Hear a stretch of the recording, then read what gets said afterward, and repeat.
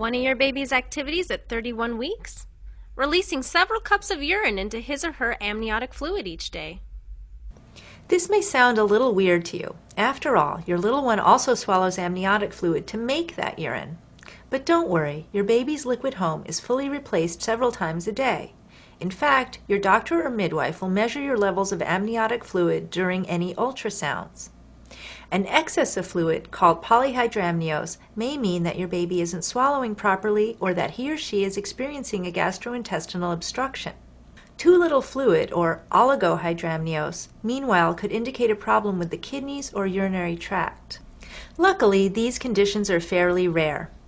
In other baby news, your little one is preparing for a last major growth spurt before birth. This week, your baby measures 16 inches and weighs about 3.3 pounds, about the weight of 4 navel oranges. Your little one is continuing to put on fat, the skin is becoming smoother, and he or she is probably kicking up a storm. If these acrobatic antics keep you up at night, take heart. An active baby is a healthy baby. This is also an opportunity to prepare yourself for your baby's natural rhythms. Check back in next week for your baby development video update.